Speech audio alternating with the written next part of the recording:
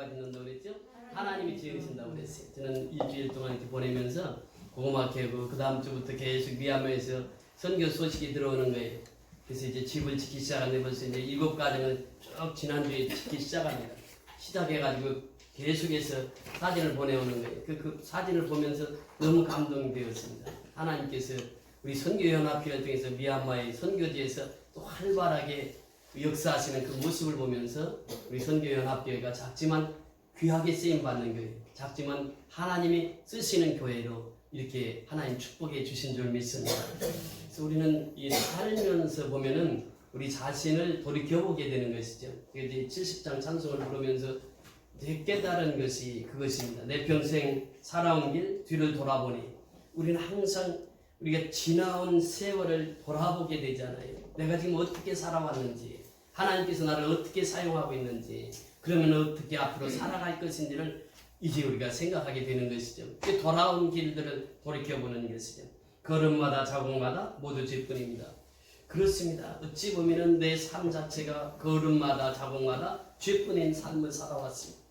우리 죄를 사하신 주의 은혜 크시니 골고다의 언덕길 주만 바라봅니다. 그래서 우리가 바라봐야 할 분은 예수님밖에 없습니다. 골고다의 십자가의 짐을 지시고 그 십자가에서 나를 위해서 십자가에 죽으시고 나를 위해서 부활하시고 나를 위해서 승천하시고 나를 위해서 다시 오신다고 약속하신 주님, 그분밖에 없다고 하는 것이 그 예수님만 바라보고 사는 것입니다. 우리 자신이 이 돌이켜 보면서 이제 앞으로 내가 어떻게 살 것인가, 지금까지 누가 나를 여기까지 도우셨습니까? 하나님이 여기까지 도우셨어요. 에베네셀의 하나님이 여기까지 도우셨습니다. 지금 내가 이 자리에 앉아 있는 건, 내가 이 자리에 서 있는 건 이거 하나님의 은혜예요. 그리고 앞으로도 누가 나를 인도하실 것입니까? 여호와 이레 하나님께서는 준비된 길, 나의 앞에 준비된 길을 여호와께서 인도하신단 말이에요. 여호와 이레 하나님이십니다. 내 길은 내가 몰라요. 그러나 하나님 다 알고 계십니다. 그래서 욥이 고백하기를 내가 가는 길을 나는 몰라요. 그런데 누가 하신다고 그랬습니까? 그가 하시나니 나를 단련하신 후에는 정금같이 나오리라. 그래서 욥의 길을 다 알고 계신 분은 하나님밖에 없었어요. 우리 인생도 역시 마찬가지입니다. 내가 가는 길을 나도 몰라요. 그런데 누구는 알아요? 하나님만은 아신단 말이죠. 그러니까 앞으로 우리 인생을 주님 앞에 다 맡기고 살아가는 것입니다. 그래서 나같이 못난 인간 주님께서 살리려 하늘나라 영광보자 모두 버리시었네. 예수님이 모두 영광보자 다 버리시고 이 땅에 오셨습니다. 낮고 낮은 이 세상에 사람 형상 입으신 하나님의 그 큰 사랑 어디에 견두리?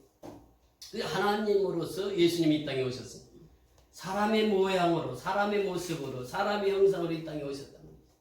그래서 이 하늘보들을 다 버리고 이 땅에 오신 분이 우리가 살아가야 하는 우리 인생길에서 그 예수님을 본받고 살아가자고 하는 것입니다. 예수님 나의 주님 사랑의 주 하나님, 이제 나는 예수님만 높이면서 살겠네. 나의 남은 인생을 주와 동행하면서 주님 사랑 전하며 말씀 따라 살겠네. 그렇습니다. 정말 우리 하루하루의 삶이 주님 따라 살아가는 것이에요. 우리가 선교 연합교회를 통해서 하나님께서는 일하시고 계십니다. 지난주에는 그 소립자 아드님이 한국에 오셨어요. 만나서 얘기를 하는데 우리 선교연합교회를 계속 제가 보내는 동영상이나 이 소식을 미국 친구들에게 다 보내서 그 중에 한 분이 그 랜드스케이프라고 하는 그 조경을 하시는 분인데 회사 직원들이 몇백 명 된다고 합니다. 그분 아들이 또 목회를 하고 있는데 수천 명 목회를 하고 있다고 해요. 그분들이 이렇게 미얀마에 대한 관심이 많다는 거예요. 그래서 이제 한국에 오면은 꼭 저희 교회를 방문하고 미얀마도 이제 한번 같이 가서 사역을 하기를 원하시는 분이 계십니다. 그래서 그분을 소개받고 이제 우리가 계속해서 기도해 주세요. 미국에서도 지금 우리 소식을 받고 있습니다. 그때가 되면은 하나님께서도 미국 사람들을 통해서 선교 협력자가 되어서 미얀마 땅을 아름답게 변화시킬 줄 믿습니다. 우리의 소망은 우리 선교 연합교회는 우리 한국만 연합되는 것이 아니라 미국까지도 같이 연합해서 하나님의 사역을 아름답게 펼쳐나가기를 소원하고 계시는 줄 믿습니다. 자, 오늘 이 본문을 통해서 우리에게 주시고자 하는 메시지가 있습니다. 자, 22절 다 같이 읽습니다. 22절 시작.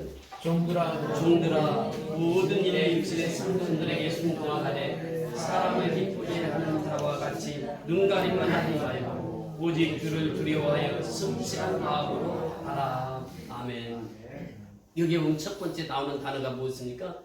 종들아 이런 표현을 씁니다. 종, 둘로스라고 하는 표현입니다. 이 종이라고 하는 것은 그 당시 예수님 당시 종들은 둘러스라고 하는 표현인데 이 둘러스라고 하는 이 종은 어떤 사람들이냐? 배를 항해하고 갈 때 종들은 맨 밑에서 노를 젓는 사람들입니다. 그러니까 이 배가 어디로 항해하는지를 알지 못해요, 종들은. 그러나 누구는 압니까? 선장은 알고 계십니다. 선장은 정확히 목적지를 알고 그 배를 이끌고 갑니다. 이 종들은 노만 젓지 이 배가 어디로 가는지를 알지 못합니다. 우리 교회도 역시 마찬가지입니다. 여러분 이 방주라고 하는 노아의 방주에는 뭐가 없다고 그랬죠? 키가 없다고 했습니다. 키는 누가 쥐고 있습니까? 하나님이 주고 계시는 거예요. 그러니까 이 배의 선장은 누구입니까? 하나님이세요. 우리는 다들 종들입니다. 우리의 인생길을 내가 하는 길을 나도 몰라요. 그런데 누구는 알고 계세요? 하나님은 정확히 알고 계신다고 하는 것입니다. 이 둘로스라고 하는 것은 이 그런 의미입니다. 종이라고 하는 의미, 노예라고 하는 의미요. 그런데 그 당시 로마의 제국 밑에서 살고 있었던 그 당시 사회상을 보면 3분의 1이 종이었습니다. 물론 이 종이라고 하는 것은 이름도 없었습니다. 그 당시 이름도 없고 물론 자녀들도 없고 그리고 집이 따로 없었습니다. 옛날 우리 시골에서 말하면 외양간 같은데 거기에서 기거하고 살았단 말이죠. 종들은 이름도 없고 성도 없고 그리고 이 자녀도 없고 그냥 짐승처럼 그 우리에서 살았던 거예요. 그러니까 이 종들의 삶이라고 하는 것은 아주 비참했던 거죠. 이것을 지금 말씀하시면서 그 당시에 로마 시대에 3분의 1이 다 종살이 했는데 그럼 다 그런 종들만 있었느냐? 그렇지 않아요. 종들 중에는 부잣집에 가서 부자 자녀들을 교육시킨 그런 종들도 있었습니다. 그러니까 그 사회 전체가 3분의 1이 종으로 되어 있는 그 사회, 이 사회를 인식하면서 한번 보세요. 종들아 모든 일에 육신의 상전들에게 어떻게 하라고요? 순종하라. 종들은 육신의 상전들에게 순종을 하라 이렇게 말씀하십니다. 성경은 이렇게 말씀하십니다. 각 사람은 위에 있는 권세들에게 굴복하라. 권세는 하나님께로 나지 않음이 없나니 모든 권세는 다 하나님의 정하신 바라. 로마서 13장 1절의 말씀이 모든 권세는 하나님으로부터 나온다는 말이죠. 그러니까 그 권세자 앞에 순종하라 이렇게 말씀하십니다. 저는도 말씀을 드렸습니다만 성도의 삶은 순종입니다. 말씀이 떨어지면 그대로 순종하고 살아요. 이것이 바로 하나님의 뜻을 이루는 것이에요. 순종할 때 나아만은 문득병을 치유받았습니다. 순종할 때 아브라함은 복의 근원이 되고 이제 그 모든 사람들이 존경받는 그런 믿음의 조상이 되었던 것입니다. 순종할 때에 밀도는 하인들은 그 하나님의 비밀을 알았습니다. 그러니까 순종하는 자를 통해서 하나님은 역사를 이루신다고 하는 것이. 그래서 예수님은 처음부터 끝까지 순종했습니다. 누구에 순종했습니까? 아버지께 순종하셨어요. 십자가를 지는 것도 순종으로 십자가를 지신 것입니다. 그 순종하는 자들을 통해서 하나님은 오늘날도 역사를 이루어 가신다고 하는 것입니다. 그 종들은 순종을 잘해야 돼요. 요셉의 생애를 보세요. 요셉의 생애를 보면 어려서부터 요셉은 아버지로부터 충망받는 아들로 자랐습니다. 채색 옷을 입혔습니다. 다른 형제들이 부러워했습니다. 그 요셉을 하나님 특별히 사랑했어요. 또 아버지가 특별히 사랑했습니다. 그런데 그 요셉이 17살 될 때 어떤 일이 있었습니까? 이제 형들에게 팔림을 받아서 이제 애굽으로 팔려갑니다. 종이 되어서 팔려갑니다. 창세기 39장에 우리 같이 한번 보시겠습니다. 창세기 39장 1절부터 6절까지 우리 같이 합독하십니다. 창세기 39장입니다. 요셉이 종살이를 하면서 어떻게 생활했는지를 잘 표현해주고 있습니다. 창세기 39장 1절부터 6절까지 우리 다 같이 합독하십니다. 요셉이 끌려 애굽에 내려가매 바로의 신하 치미대장 애굽 사람 포디발이 그를 그리로 데려간 이스마엘 사람의 손에서 요셉을 살리라. 여호와께서 요셉과 함께 하심으로 그가 형통한 자가 되었고 그의 주인의 애굽 사람의 집에 있으니 그의 주인이 여호와께서 그와 함께 하심을 보며 또 여호와께서 그의 범사에 형통하게 하심을 보았더라. 요셉이 그의 주인에게 은혜를 입음에 섬김에 그가 요셉을 가장 총무로 삼고 그의 소유를 다 그의 손에 위탁하니 그가 요셉에게 자기의 집과 그의 모든 소유물을 주관하게 한 때부터 여호와께서 요셉을 위하여 그 애굽 사람의 집에 복을 내리심으로 여호와의 복이 그의 집과 밭에 있는 모든 소유에 미친지라. 주인이 그의 소유를 다 요셉의 손에 위탁하고 자기가 먹는 음식 외에는 간섭하지 아니하였더라. 요셉은 영모가 평안하고 아름다웠더라. 자, 요셉이 종으로 팔려가는 장면입니다. 지금 이 종으로 팔려가는데 보디발이라고 하는 그 지금으로 말하면 대통령 경호실장 곁에는 그런 지위에 있는 분이 요셉을 삽니다. 돈을 주고 샀습니다. 요셉을 자기의 종으로 삼았습니다. 그런데 요셉을 유심히 봅니다. 2절에 보니까 그 말씀을 주세요. 여호와께서 누구와 함께 하심으로? 요셉과 함께 하심으로 그가 형통한 자가 되고, 그러니까 하나님이 함께 하시면 무슨 자가 된다고요? 형통한 자가 된단 말이죠. 형통한 자는 무엇입니까? 힘들고 어려운 일이 없다고 하는 것이 아니에요. 고난이 없다고 하는 것이 아닙니다. 고난을 뚫고 나가는 그런 사람을 말하고 있어요. 하나님께서는 어떤 고난에 처해 있어도 하나님께서는 그를 통해서 일하신다고 해요. 형통한 자가 되었단 말이에요. 형통의 복을 받아야 돼요, 우리는.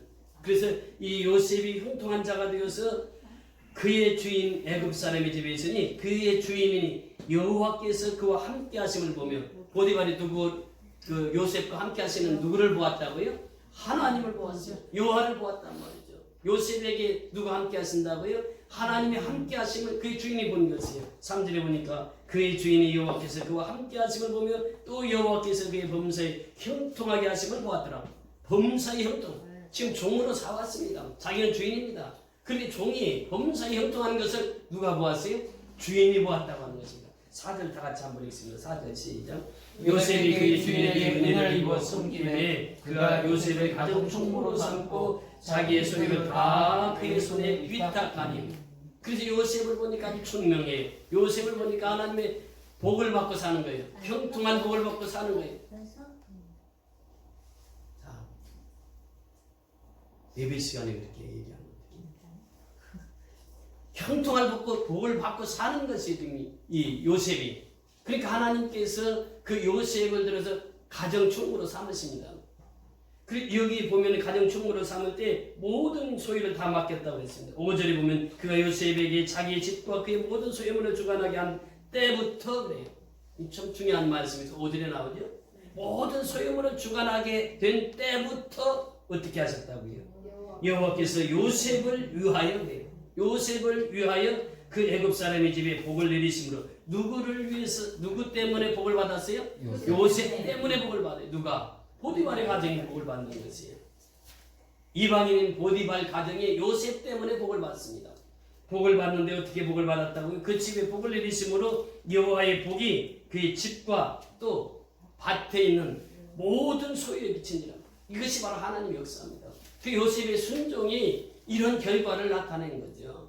여러분, 신약에도 보면 빌레몬이라고 하는 사람이 있었습니다.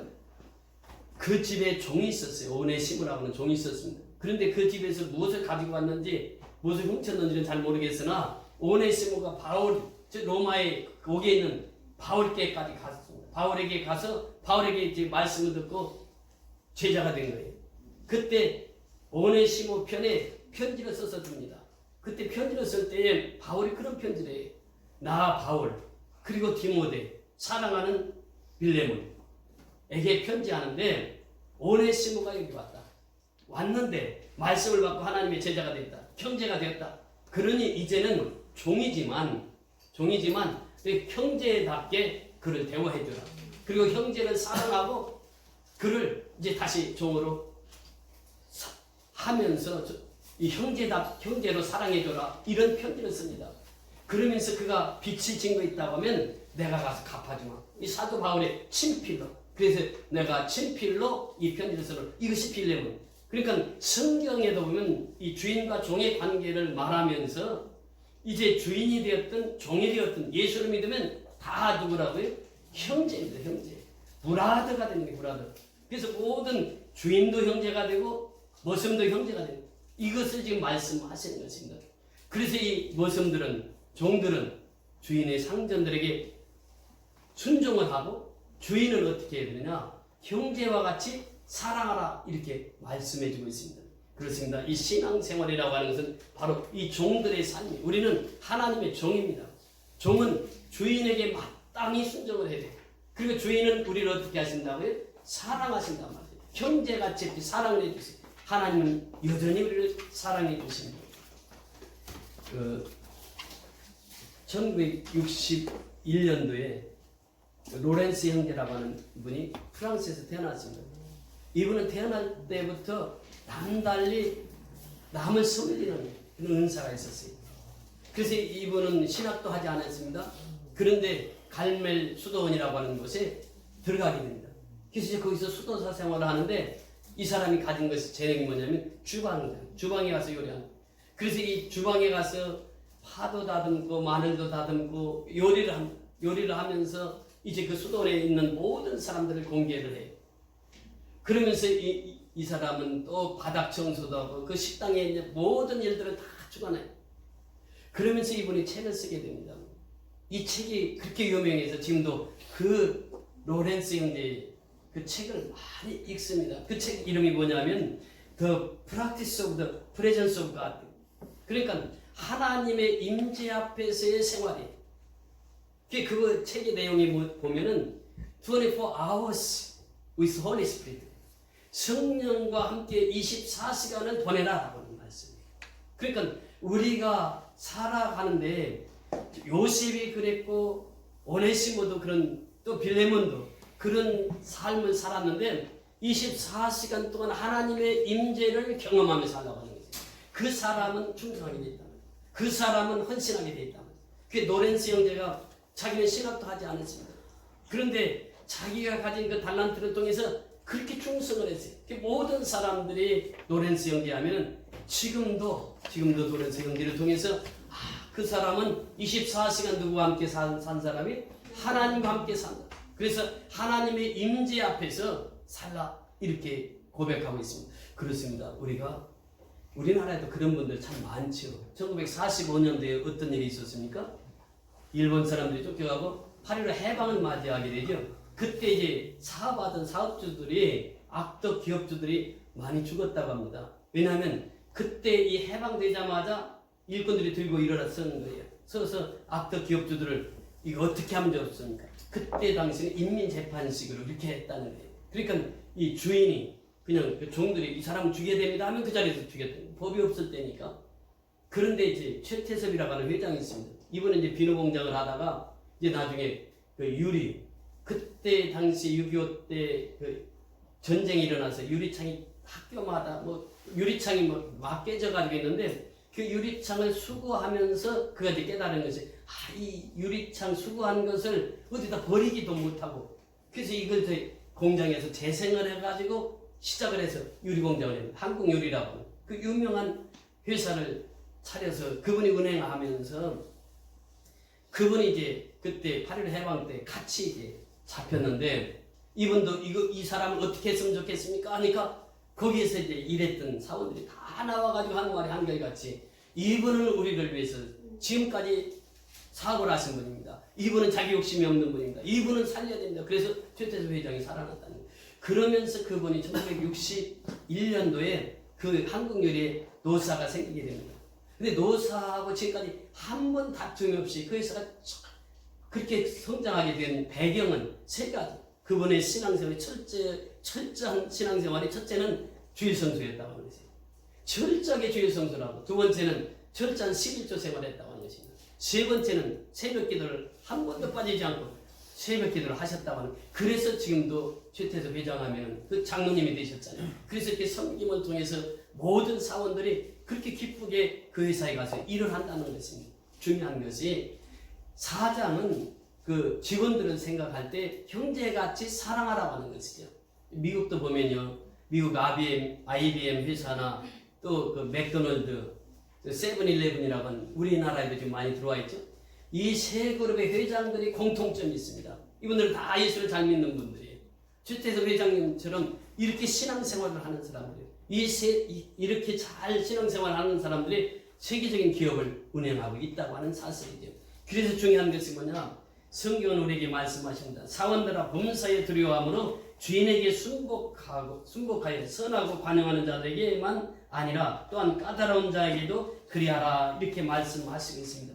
에베소서를 다시 한번 보십니다. 에베소서 6장을 보시죠. 에베소서 6장에 보면 이렇게 말씀하십니다. 에베소서 6장 5절에서 7절까지 보십니다.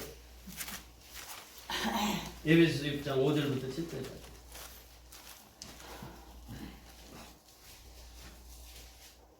시작. 종들아 두려워하고 떨며 성실한 마음으로 육체의 상전에게 순종하기를 그리스도께서 하듯 하라. 눈가림만 하여 사람을 기쁘게 하는 자처럼 하지 말고 그리스도의 종들처럼 마음으로 하나님의 뜻을 행하고 기쁜 마음으로 섬기기를 주께 하듯 하고 사람들에게 하듯 하지 말라. 여기 보세요. 종들아 두려워하고 떨며 성실한 마음으로 육체의 상전에게 순종하기를 그리스도께 하듯 하라. 그리스도께서 그렇게 하셨단 말이죠. 그러면서 하신 말씀이 눈가림만 하여 사람을 기쁘게 하는 자처럼 하지 말고. 눈가림. 이것을 뭐라고 표현하느냐면 영어 표현을 보면 아이 서비스라고 합니다. 눈가림만 해서 사람을 기쁘게. 주인이 올 때는 열심히 일해. 근데 주인이 없으면 어때요? 빈둥빈둥 놀더란 말이죠. 이게 눈가림만 하는 사람들이에요. 일을 할 때도 보면요. 이 눈가림만 하는 사람들이 있는가 하면 립 서비스를 하는 사람이 있어요. 몸은 움직이지 않아요. 근데 입으로는 열심히 봉사를 합니다. 이렇게 하지 말라고 하는 것이에요. 우리가 행함으로 하라고 하는 것이에요. 그래서 신앙은 뭐냐? 행함입니다. 행함이 없는 믿음은 어떻게 했어요? 죽은 믿음이라고 이렇게 말씀하시는 거예요. 그러니까 우리가 신앙생활은 립 서비스로 하는 것이 아니에요. 아이 서비스로 하는 것이 아닙니다. 눈 가림으로 하는 것이 아니란 말이에요. 사람을 기쁘게 하는 것이 아니에요. 사도 바울은 고백합니다. 내가 사람을 기쁘게 하랴 하나님을 기쁘게 하랴. 누구를 기쁘게 한다고 그랬습니까? 나는 하나님을 기쁘게 합니다. 사람을 기쁘게 하는 사람을 사지 않았어요. 여기서도 역시 마찬가지입니다. 눈가림만 하지 말라. 이것은 바로 바울 사도가 에베소 교회 성도들을 향해서 또 골로새 성도들을 향해서 주시는 말씀이에요. 우리가 일을 할 때, 직장 생활할 때 그렇습니다. 눈가림만 하지 말라고 하는 것이에요. 성실하면 누가 먼저 합니까? 사장이 먼저 합니다. 성실하게 일하는 사람은 주인의 눈에 다 들어오게 돼 있어요. 그래서 이렇게 성실하게 생활할 것을 우리에게 말씀하십니다. 그래서 오늘 그 본문에도 보면은 골로새서 오늘 본문 3장 23절에 우리 다 같이 22절 후반절에 22절 다 같이 한번 동조하십니다. 시작. 종들아 모든 일에 육신의 상전들에게 순종하되 사람을 기쁘게 하는 자와 같이 눈가림만 하지 말고 오직 주를 두려워하여 성실한 마음으로 하라. 오직 누구를 두려워함으로? 주를 두려워함으로. 오직 누구를 두려워함으로? 주를 두려워함으로. 하나님을 두려워함으로 말씀하시겠습니다. 그러니까 하나님을 두려워하는 마음으로 살라. 이거 우리가 마음이 참 중요합니다. 하나님을 두려워하는 마음으로 살라고 하는 것은 무엇입니까? 너는 마음을 다하고 힘을 다하고 성품을 다하여 주 너희 하나님을 사랑하라고 하는 것. 이것이 성경의 핵심 포인트거든요. 신명기 6장 5절의 말씀이에요. 마음을 다해서 성품을 다해서 뜻을 다해서 주 너희 하나님을 사랑하라. 그 하나님을 경외해야 한다고 하는 것은 그 하나님을 사랑한다고 하는 것입니다. 하나님 우리를 사랑하셔서 예수 그리스도 이 땅에 보내주셨다. 그 예수님은 나를 위해서 십자가에 죽으셨어요. 피를 흘리셨어요. 그리고 예수님은 사흘 만에 다시 부활하셨습니다. 그 예수님이 이 땅에 동정녀 마리아 몸을 통해서 이 땅에 오셨는데 그 탄생 자체가 신비입니다. 기적입니다. 그 기적으로 이 땅에 오신 예수님, 나를 위해서 십자가에 죽으신 예수님, 나를 위해서 십자가에서 부활하신 예수님, 나를 위해서 다시 오실 예수님, 이 예수님을 우리가 믿는 것이에요. 그 예수님은 처음부터 끝까지 아버지께 순종했단 말이죠. 그러면서 우리에게 성실한 삶으로 보여주셨다고 하는 것입니다. 그래서 오직 주를 두려워하여 성실한 마음으로 하라. 성실한 마음으로 하라고 하는 것은 따뜻한 마음으로 하라. 또 함께하는 마음으로 하라. 이해하는 마음으로 하라. 죽게 하듯 하는 마음으로 하라. 이렇게 표현하고 있습니다. 그래서 우리는 따뜻한 마음으로 또 함께하는 마음으로 이해하는 마음으로 죽게 하는 마음으로 주를 섬겨라. 이렇게 말씀하시겠습니다. 그래서 오직 주를 두려워하며 성실한 마음으로 하라라고 이렇게 말씀해주고 있습니다. 성경 보면 이렇게 말씀하십니다. 이제 구약의 그 여호수아와 갈렙이 하나님 앞에 순종해서 들과 꿀이르는 가나안 땅에 들어가게 됩니다. 들어가고 나서 여호수아가 이제 가나안 정복을 한 후에 여호수아 24장에 보면 여호수아가 그런 고백을 합니다. 여호수아 24장 14절에 보니까 여호수아는 이런 고백을 합니다. 여호수아 24장 14절에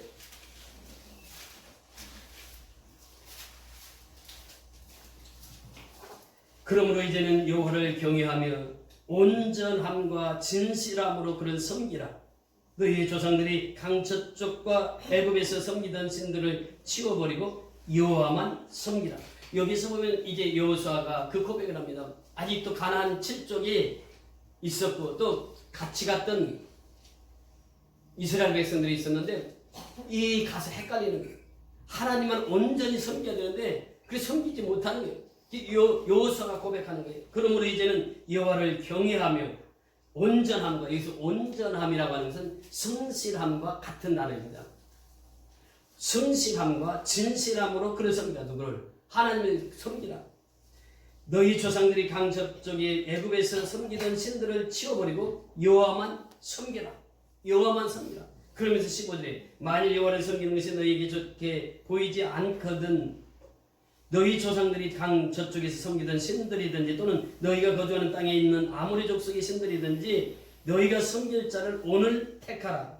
오직 나와 내 집은 누구를 섬기겠노라고요? 여호와를 섬기겠노라. 이것이 유언처럼 여호수아가 우리에게 주신 말씀입니다. 여기서 보면 온전함과 이 온전함이라는 성실함과 정직, 진실함으로 하나님을 섬길 것을 촉구하고 있습니다. 그래서 우리는 그 하나님을 섬길 때 성실한 마음으로 하나님을 섬겨야 된다고 하는 것입니다. 이것을 지금 우리에게 말씀하시고 있는 것이죠.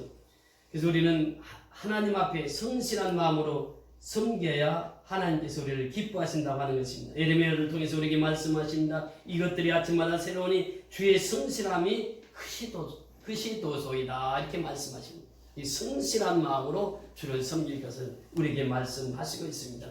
오늘 이 본문을 통해서 우리에게 주시고자 하는 메시지는 바로 그렇습니다. 우리가 주인이 되었든 종이 되었든 성실한 마음으로 주를 섬기는 것, 이것을 하나님께서 원하십니다. 우리는 작년인가 재작년인가 김제 기업자 교회를 다녀왔습니다. 그 교회는 그 조덕삼 장로님의 그 신앙을 우리는 그 목사님을 통해서 직접 들었습니다. 주인이면서 그렇게 갑부였는데 그분이 먼저 장로가 된 게 아니라 그의 종이었던 이자익 종이 먼저 장로가 됩니다.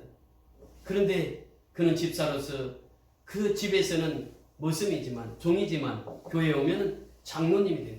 그 장로님을 잘 섬겼습니다. 그 후에 그도 장로가 되었습니다. 그리고 나서 그 자기 종이었던 이자익 그분을 신학교에 보냅니다. 그래서 목사가 됩니다.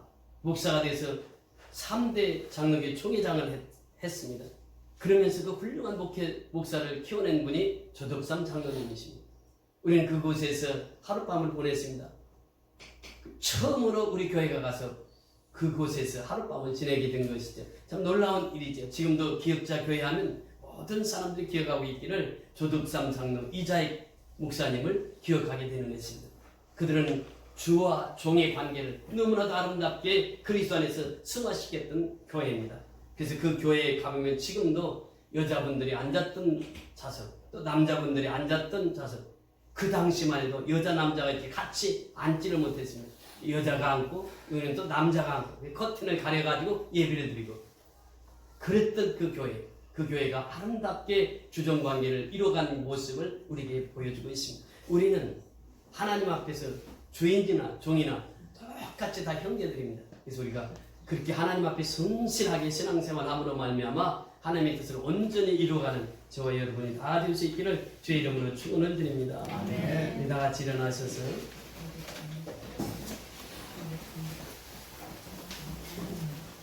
초청